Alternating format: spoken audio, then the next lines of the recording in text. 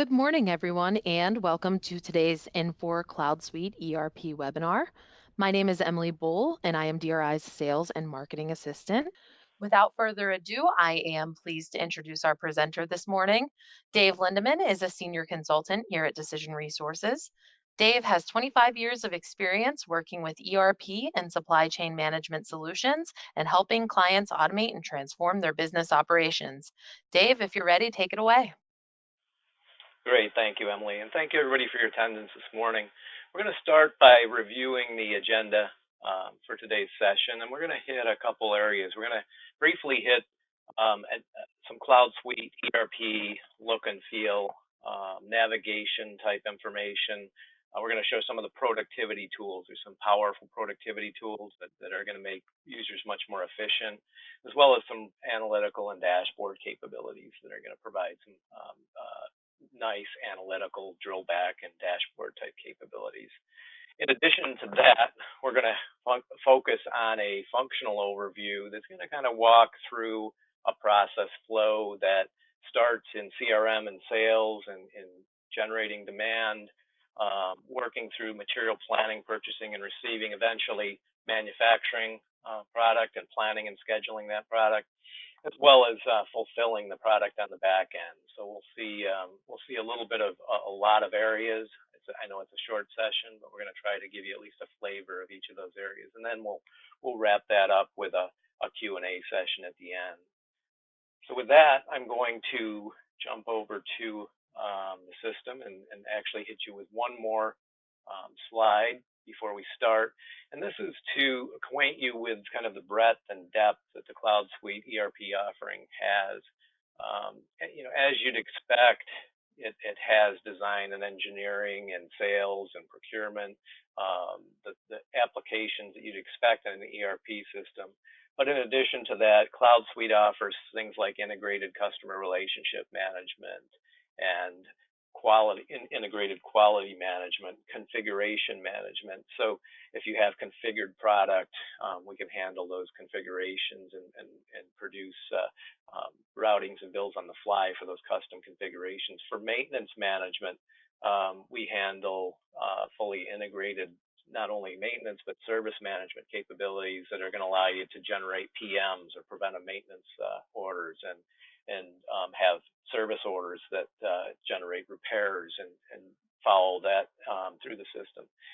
And things like document management. We'll see some examples of the integrated document management as we go through the system, as well as we have integrated human capital management with payroll and HR. So again, the system is more than just your typical ERP supply chain type functions and offers some significant depth and breadth across the board. All right, we're going to jump right into the system, and I'm going to take you to what we call a home page in our system. So we're going to start with that look and feel overview that we talked about. And the first thing you'll notice is I'm operating in a standard browser. So I happen to be operating in Chrome, but I could be in Safari, I could be in Firefox, IE, and as long as you have a device that's accessing that, the system has responsive design, which is going to resize to the device that you're operating in. So it can be operated nicely on any of your portable devices. The home page I'm looking at is kind of the one we're going to drive off for the look and feel first. Has a couple of, obviously this is a kind of a logo, what we call widget up on the right-hand side. On the left-hand side, I have a menu widget, which is going to take me into some of the application areas we're going to look at. On the bottom, I've got some metrics and some lookup type widgets. And as we go across the different home pages that I've got saved for my user ID, and these can be saved at the user or role level. I see another widget here that we're going to hit when we hit our functional highlights. We're going to look at CRM, purchasing, manufacturing, and order fulfillment. If I keep going across, you'll see I've got some additional home pages with different information. So this might be an executive type view where I want to see maybe my cash impact or cash received summary. Again, my pipeline value. And as I scroll around, you'll see that these are live widgets so they can start drilling into additional information. But as a user, if I want to kind of tailor this to my liking and have that view that I want, It's very simple. I'm just going to go up, and let's say we wanted to add, for example, an item lookup widget on this screen. I'm just going to click on Edit, and I'm going to click on Add Widget, and you'll see what happens is it pops open a screen that allows us to search for the widget we're looking for. Okay, and in this case, it's the widget catalog, and it gives us hundreds of different widgets we could look for. I'm going to look for the item lookup widget, so I'm just going to type in the word item, and there it is. I'm going to go ahead and click Add to add that to that home page. And as we scroll down to the bottom, we'll see that it's added it down here at the bottom. Well, I may want that to appear up here in my primary panel, so I'm going to start resizing some of the widgets that are there. So I resize the item availability, and maybe I want that to appear to the left of that, or maybe even up on top, so I can drop that wherever I want that in that panel. I'm going to save that, and now you'll see that that's an available widget on that home screen. It's going to refresh, and we've got a lookup widget where I could start looking up items. So that's, I mean, it's very simple for a user to kind of tailor their screen to the look and feel that they want, and almost provide a portal-like environment where they can work with the information that's most important to them. All right, take a little look at navigation now and some of the different types of screens or forms we have in the system. The first we're going to look at is what we call a 360-degree view form. And this happens to be a customer 360. So there's 360 screens for most of your major master data elements in the system, like a customer or a vendor, employee, an item.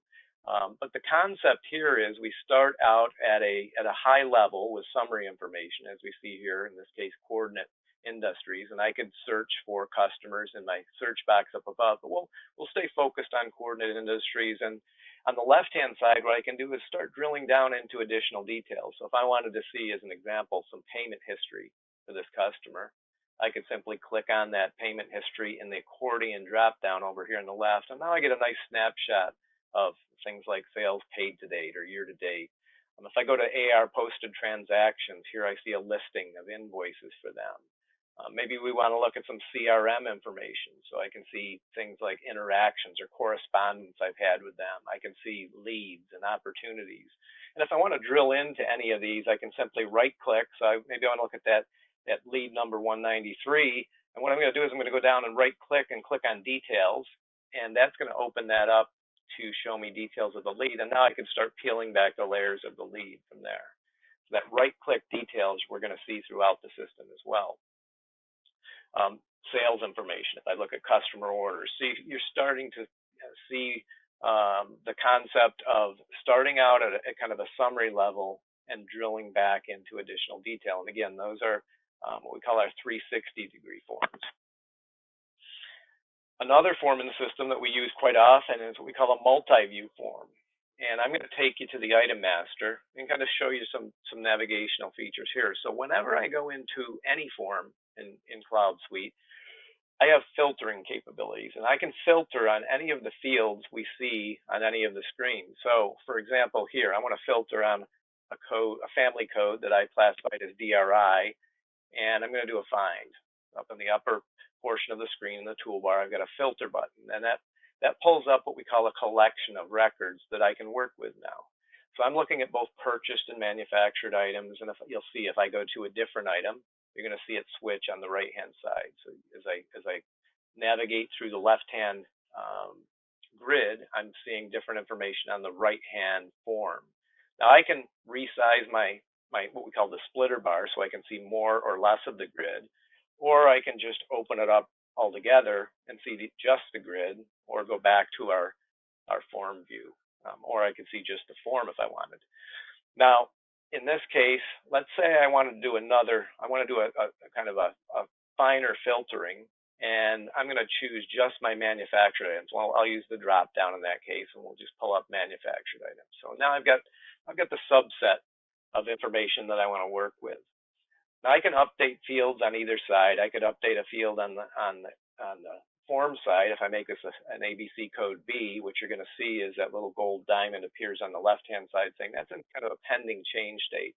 Or if I wanted to update more in a mass mode, I could go over to my grid and say, okay, I want to make this second row C and change that. And now you see I can update as many records in this grid as I wanted to. If I decide I don't want to make those changes, I can simply hit my refresh button at the top and say, no, I don't want to save those changes, and we're right back to where we started.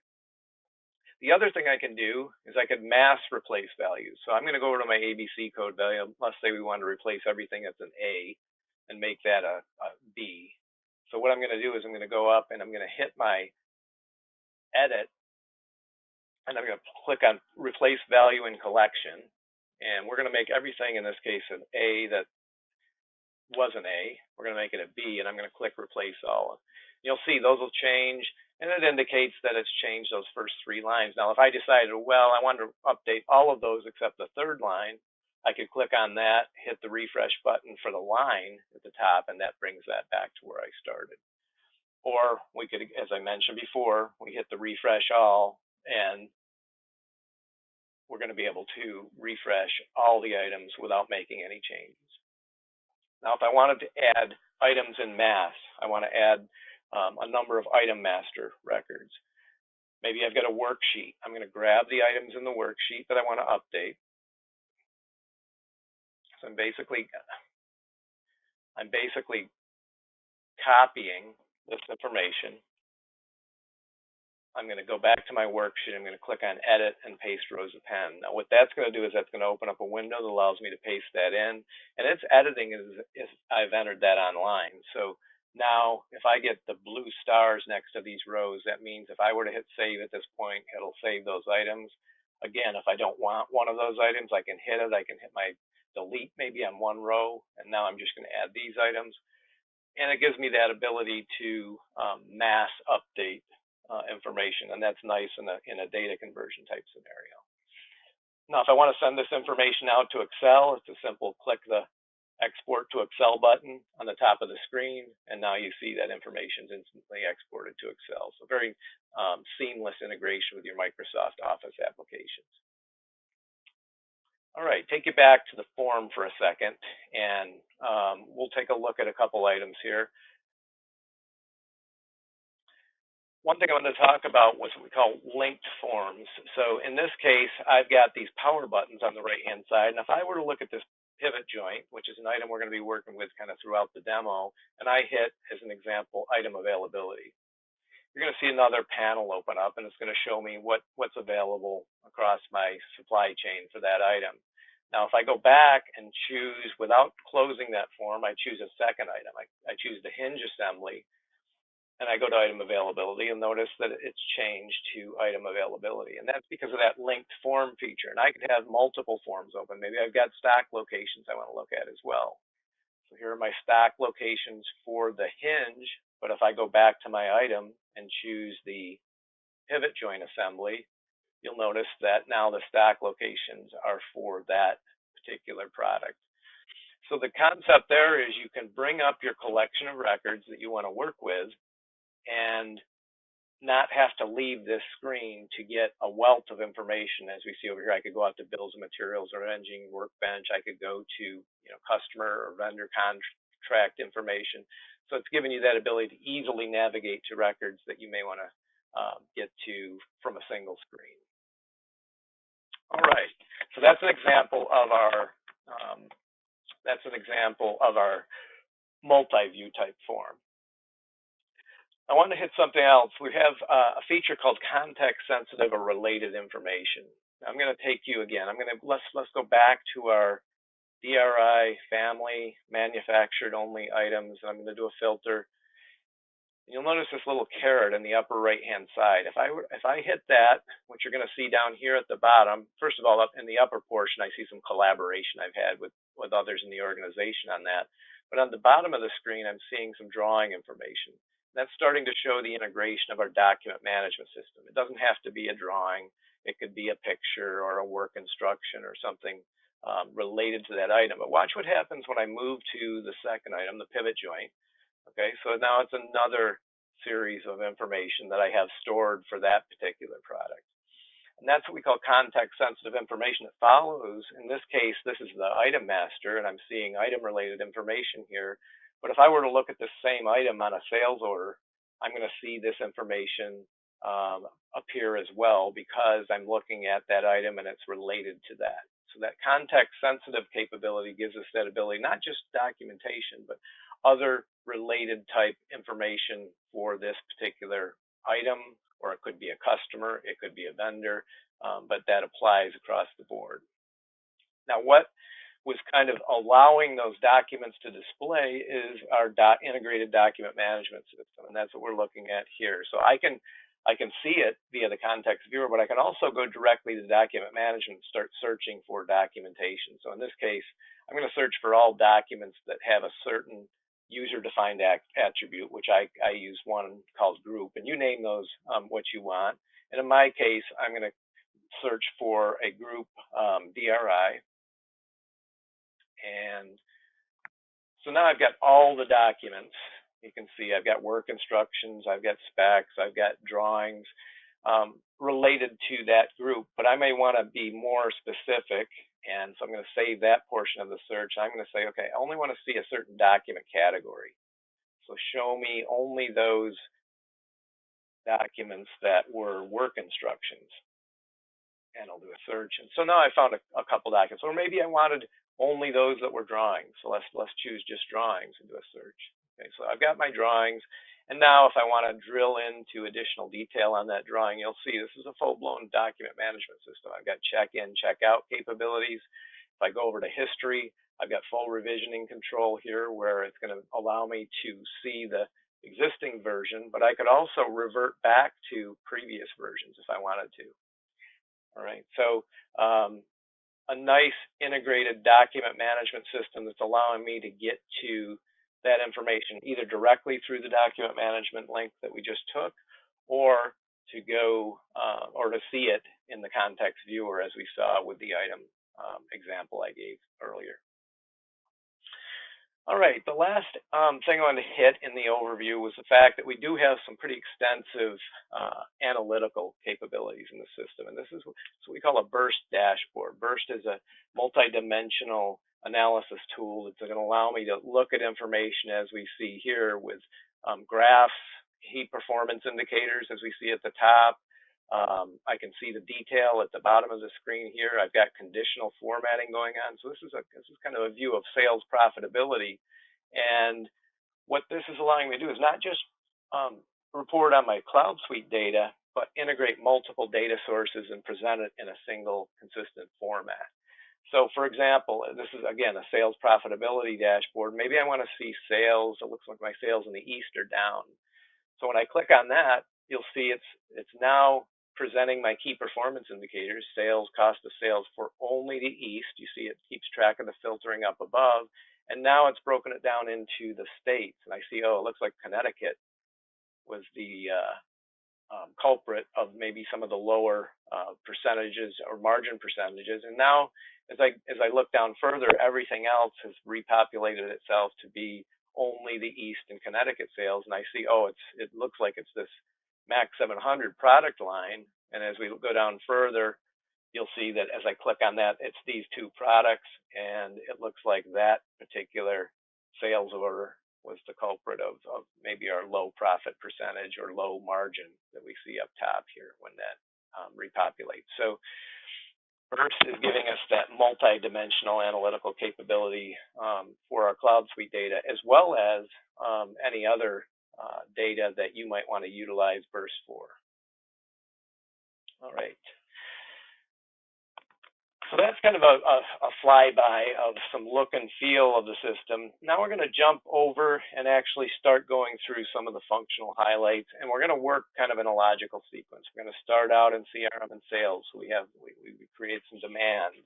So then I'm going to follow that through the material and the production planning and execution process, and then we'll see how we can efficiently fulfill those orders. So let's start out by looking at some CRM information.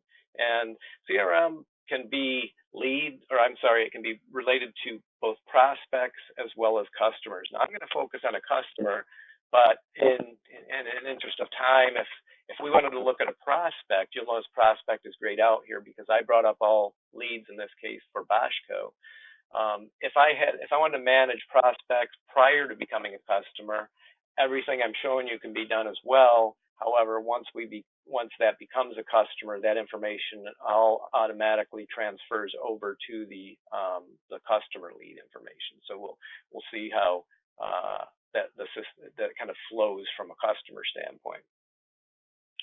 So I'm looking at all leads for Boschco, and I'm gonna focus on this last one, this interest in custom fabrications. And we see that up at the top here, this particular lead was associated with a sales contact. In my case, Cole Randall. This is a referral, and again, a lot of these are just user-defined fields that you're going to define the code you need. This is a new lead, high quality. You see it's associated with a campaign. If I right click on that and go to details, I can see kind of my campaign effectiveness, how many leads and opportunities have resulted from that campaign. But the nice thing here is it's always going to link your leads, your opportunities, and your estimates and orders all together. So this lead 220 resulted in opportunity 137, which was a RFQ request. So it got a little warmer and became an RFQ. That became an estimate or quote 651, which eventually became order 5876. So let's kind of look at what happened here. As all this happened, the system is allowing me to track what we call interactions. So on 613, we spoke with Cole Randall on phone, and we said he expected to send us an RFQ within a week. Well, lo and behold, we got that, and that was an email that we've automatically imported in the system from Outlook. I'm going to show you that in a minute. That we then submitted that quote back to Cole, again, an Outlook email, and Cole responded and accepted that. So let me take you to the email chain that in Outlook that created a lot of those records. So I'm going to drill into the email the last of the 4 emails that were received that we got from Cole, and you'll see here's the chain or the thread of emails that we got, and as I work up, you'll see there's my final acceptance from Cole. Now, what happens in CloudSuite, because we've got an Outlook add-in, is in addition to being able to sync contacts, calendars, and tasks, the Outlook integration recognizes the fact that Cole Randall was from Boschco and displays CloudSuite information at the bottom panel of my Outlook display. So you're seeing order history on the left, and you're seeing those interactions that we just saw on the right. So there's the call we got, there's the RFQ email we sent, and all that email up here has been imported into the interactions within CloudSuite. But in addition to that, I've got a feature called a Smart Link. So you see that quote number 651 is highlighted in this email, and when I click on that, it's going to drill right into CloudSuite and show me quote number 651 that was generated from opportunity 137. Right. So seamless integration back to your Excel system. I'm sorry, Outlook system, and giving you that smart link capability that is going to allow you to get right to the source information. All right. So this lead, just to kind of round this out, this lead became opportunity 137. Well, if I want to see the details of opportunity 137, I can just use my power buttons as we saw before. And now I'm starting to see this, it's getting a little warmer. We've got an estimated value. I had some tasks I associated with that opportunity, and I see that there's my quote, and I see, in this case, it was associated with a specific item. Now, it doesn't have to be at this point. That could be a non-item master item at this point, but in this case, it happened to be an item that was priced at $294. All right, which is what is generating our estimated value of that opportunity. Now, this opportunity then became an estimate. Okay, if we look at the estimate, we'll see that as well. And as all this information flows, we're going to see that any documentation associated with it, in this case a quote or an estimate, is stored in our document management system, and we'll see that represented in a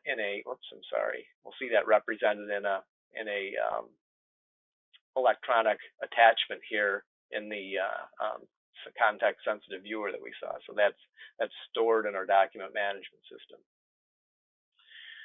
All right, let's take a look now what happened when that estimate got created. So we have an estimate out there that got created as a result of that lead to opportunity process, and I'm going to go find that. That was quote 651.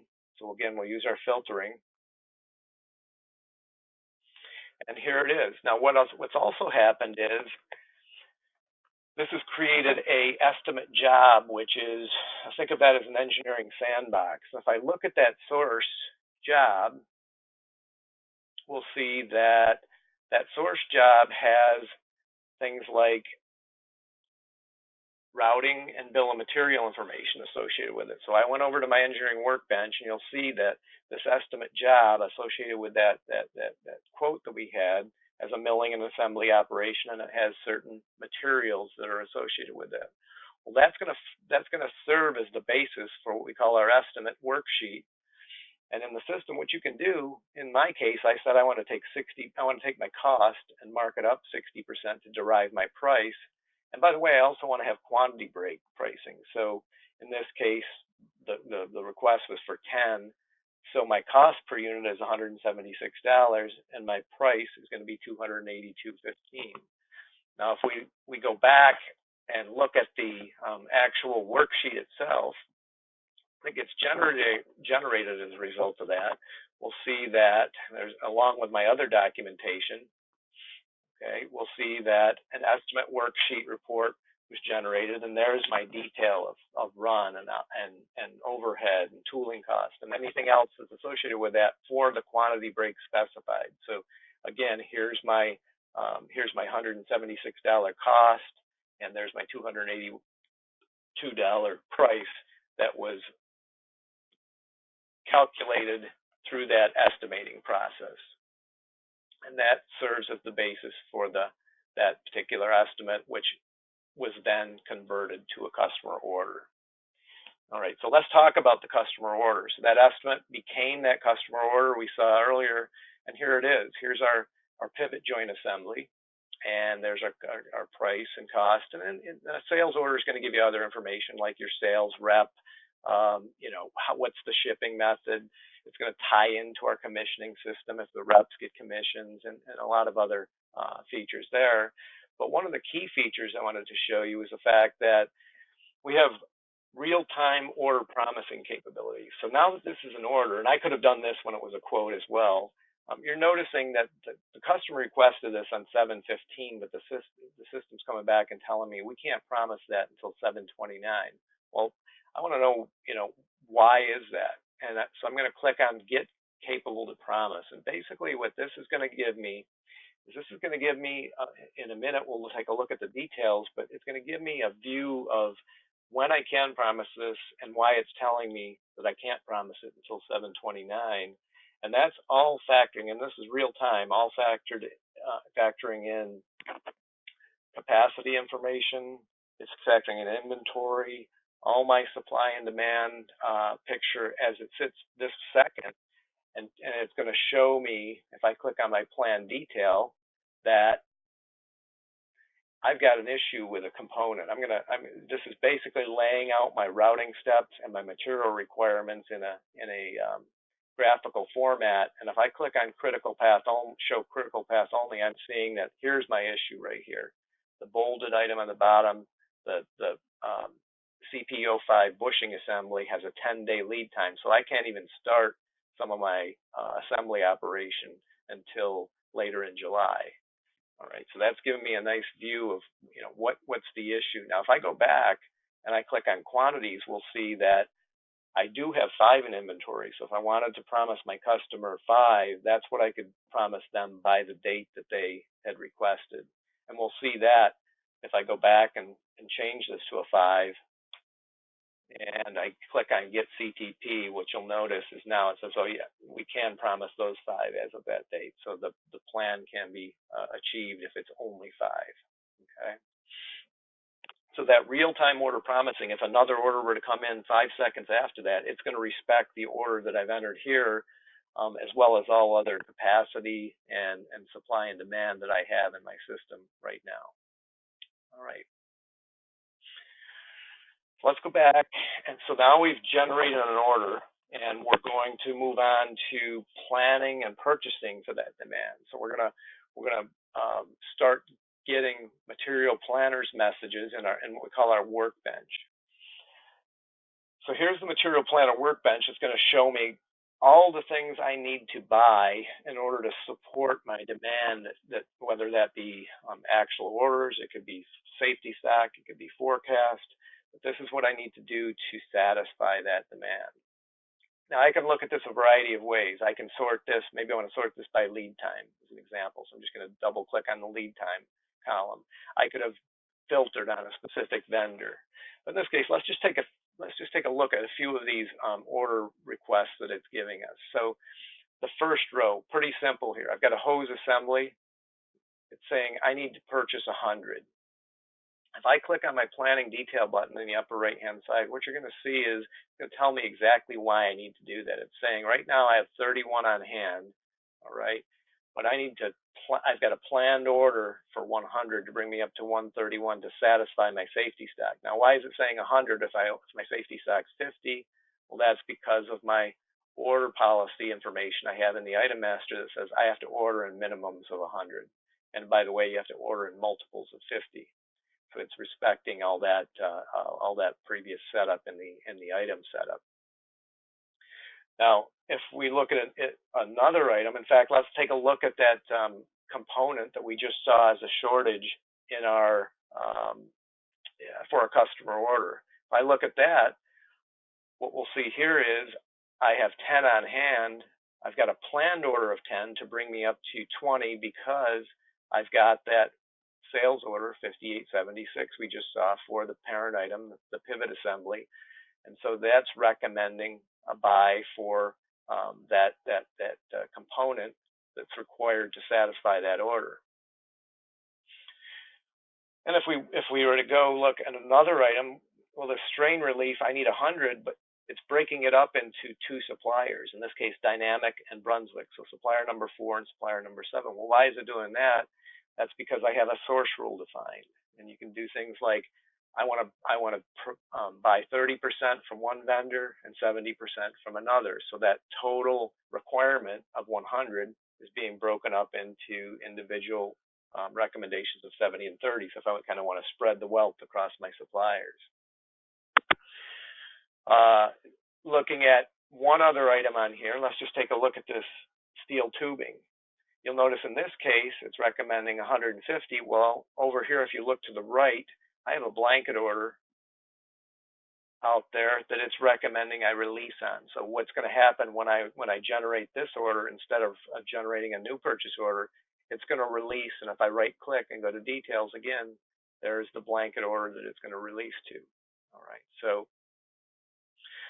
some nice features in the planning function, and as you'll see, as I click on one of these rows down below, I can also have specific item vendor related notes that can display down here, as well as my vendor pricing. So if I have quantity breaks, they'll display down here. If I have specific notes related to this item, in this case I'd have, Wilson has good price and delivery, whereas Anderson has longer lead times for this item. All right, so when we want to generate orders, I could process them all. I could process them individually by selecting a row and just click on generate orders, and that would generate my purchase order. All right, so let's go out and look at, just briefly, we'll look at a purchase order just so you can see what, again, the purchase order entry or inquiry screen looks very similar to our sales screen we were just on. In this case, I've got some basic header information for my PO up here. I've got the item, the price, the due date, the things you'd expect. But you've also got some nice features where if I wanted to, drill out to the PO receipts for this item, show me all my receipts thus far for that. So I'm seeing a nice, quick view of the receipts on that. Or if I want to get additional info, I'll click on the PO info button, and maybe just like we had customer interactions I showed you a minute ago in CRM, maybe I want to see some of the interactions I've had with Brunswick Hardware.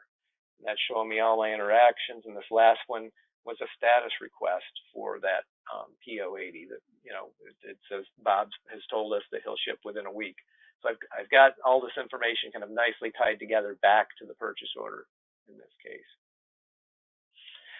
All right, so we've got a PO out there now. Now we're going to talk a little bit about the inbound process and receiving that. So I'm going to take you to our warehouse mobility application called Factory Track and show you kind of a mobile receiving process. So in this case, I've got some barcodes here, and you may hear the scanner beep as I receive. We're going to do a get it transaction. By the way, warehouse mobility isn't just for receiving; it's for any type of inventory moves, as well as any type of manufacturing type of moves or transactions you might want to do. But in this case, we're going to do a simple purchase order receipt. So I'm tapping on receipt, and we're going to go down to the PO number field, and I'm going to scan my PO number. So in my case, it's purchase order number 80. I'm going to scan the line. Okay, so it's line number 1. I'm going to tap on next. And this happens to be an item that requires quality inspection. So we're going to see once I receive, let's go ahead and we'll receive 5 of these and click receive. It's going to come back and it's going to tell me that this is entered into a dispositioning, a quality dispositioning process. So it's going to put it in kind of a QC inspection process, awaiting that, and there you see it, awaiting that dispositioning.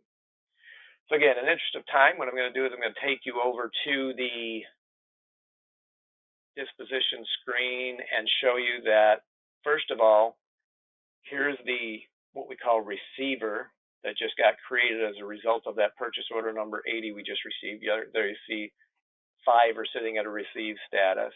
But I'm going to take you down to one that I've previously dispositioned. So here's one that was dispositioned as fully accepted. So you can see I received 5 and I accepted 5.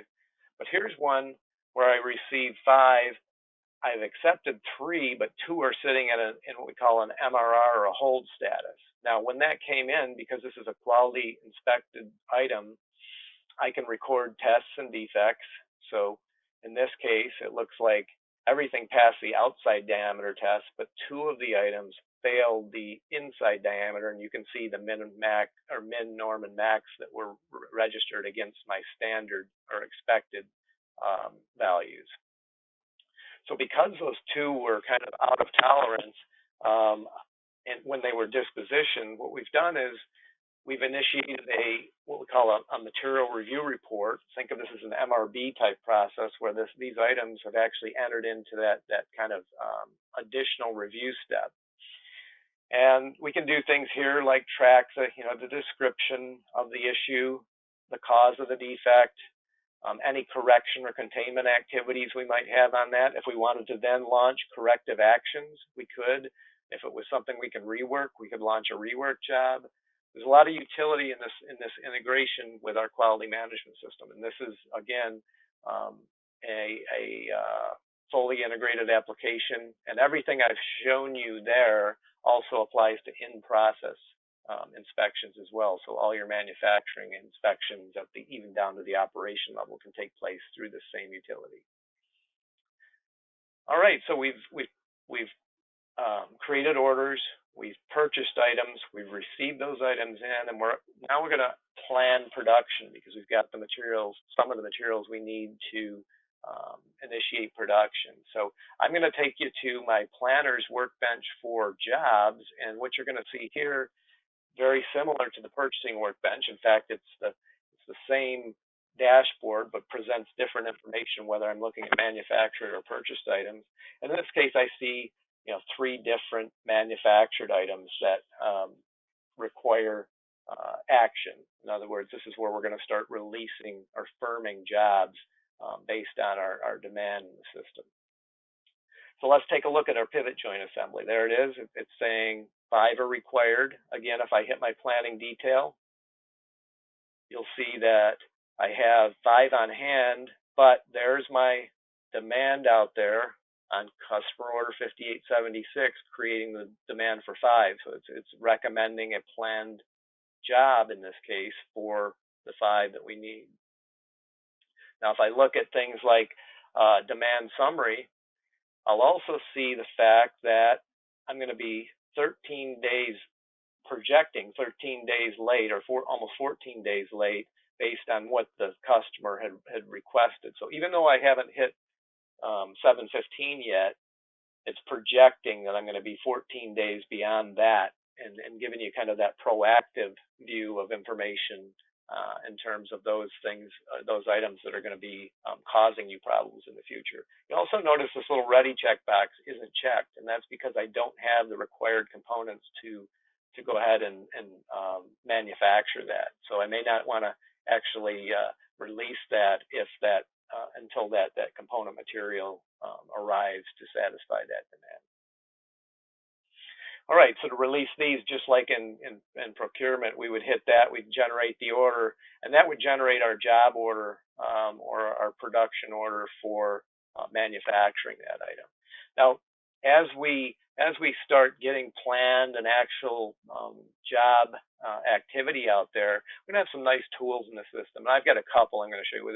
There's many more, but I'm going to show you some load and capacity information. So let me just choose today's date and say I want to look out 8 weeks and see what my work center or resource group utilization is for a specific area. So I'm going to say I'm going to start by looking at my cutting resource group.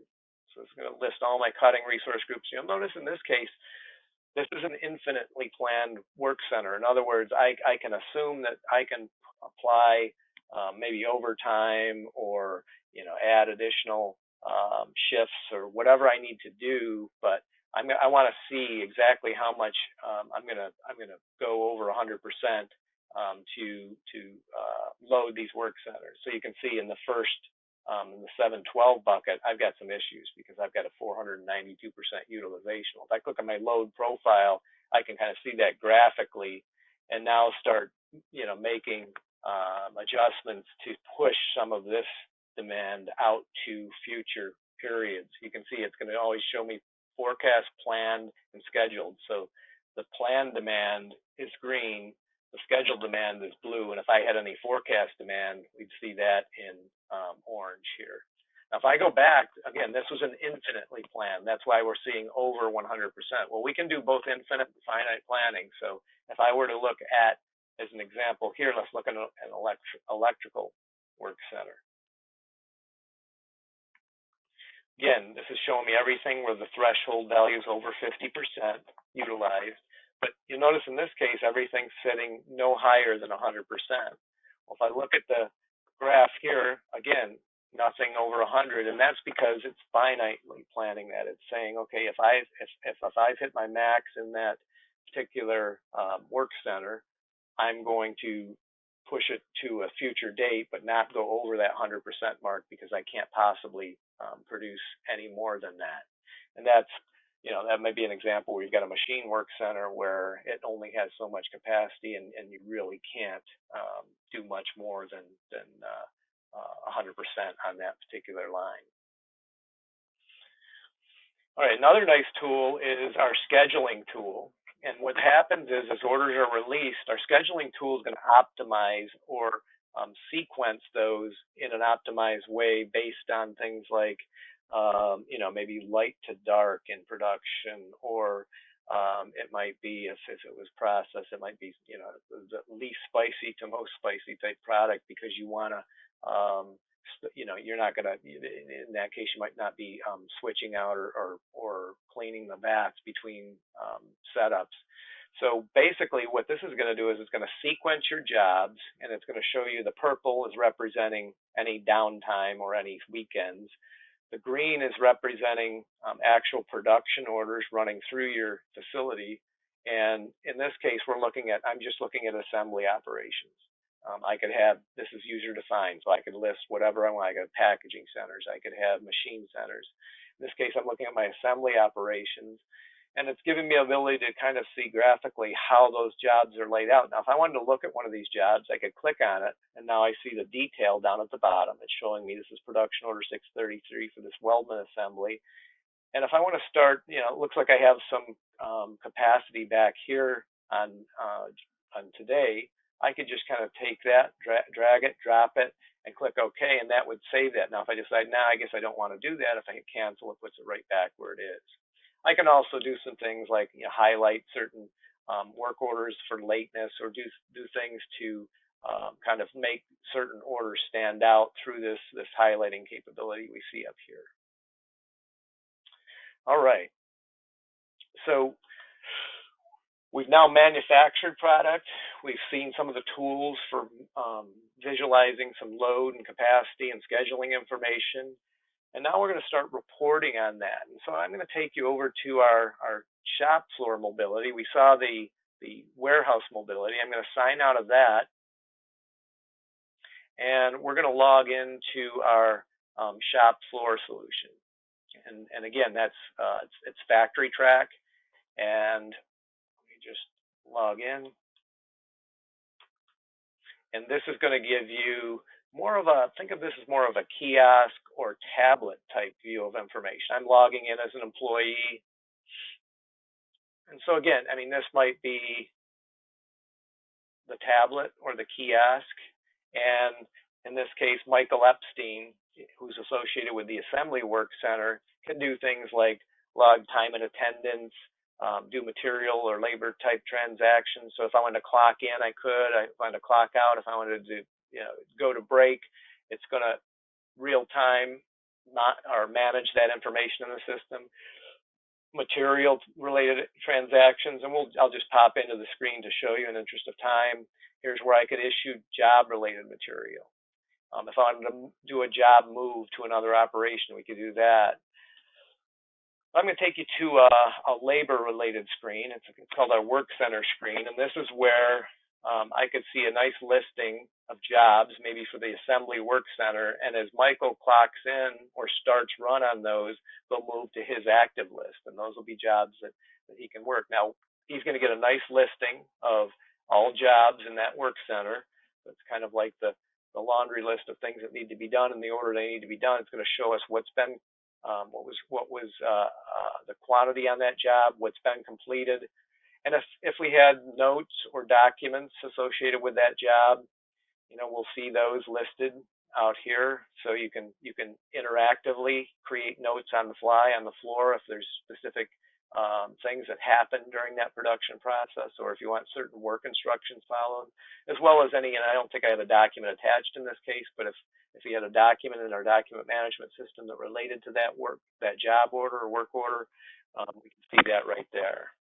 All right. So as we transact, that's going to feed our job or our job costing information, and provide us an analytical capabilities on our performance in production.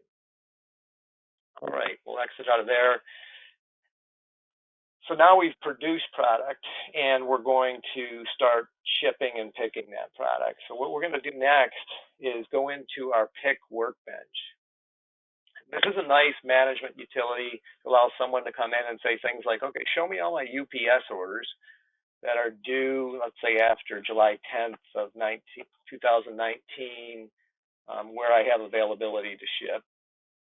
And I'm going to filter. So you could filter any way you want it, by customer, by order, by zone, by priority. But here I've got a set of orders for UPS that are due after July 10th in this case. Well, maybe I want to sort that by priority. So I double click on priority, and all my priority 1 orders come up first. And now, I could have done an additional filter. Let's say, for example, it looks like Granderson has, they're my high priority customer in this case. I want to look at their orders, so I'm going to pull up a listing of their orders. So I've kind of sub-filtered that.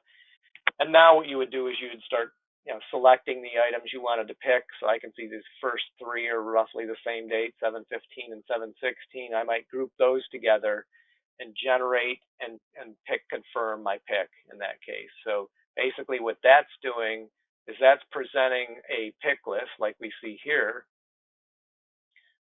showing either a hard copy pick list that would then be used to pull that product, or it's being presented on the mobile device that we saw before So that would just be kind of a task list of things to pick on that person's mobile device.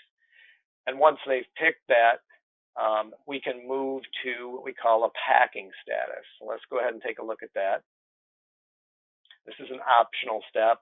Okay, if you don't do packing, you can move right from picking to shipping, and we'll see that in a second.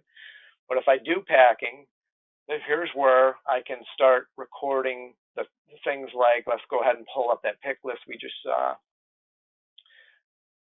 How many boxes or pallets or whatever package type I have, and which items went in which box. So in this case, I had a large box and a regular box, and here's my weight of what's in that after I've loaded my items into the packages. So in this case, I've got the first two items are sitting in box one. The third item is sitting in box two, and I'll see this kind of represented in kind of a structured format over here on the right. So I've always got visibility over my packaging configuration if you need that. Again, that's an optional step, but some people, like to track, what boxes went on which pallet and what was in those boxes. And this is a mechanism to do that, as well as accumulate your weight, so that as you're doing your UPS or your FedEx or any other carrier integration, that's nicely integrated. All right.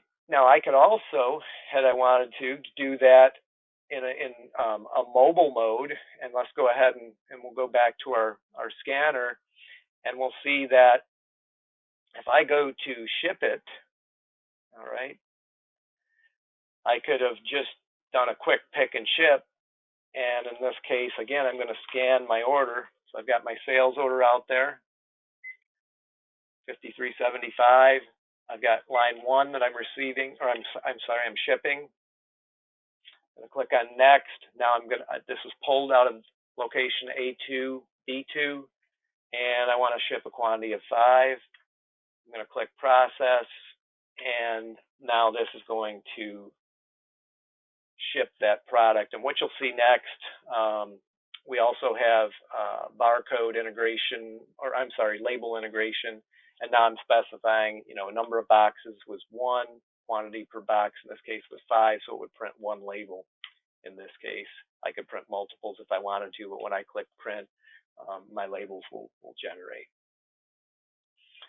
All right, so now that we've picked, and in that case, it went to shipping, what happens is it creates a shipment record, and it's going to come in as a ready to ship or an open status. And then if we look at shipment number 319, we can start recording things like tracking number, or obviously if you're integrated with your UPS or FedEx application, that would come in automatically. And I can do things like link out to my carrier site.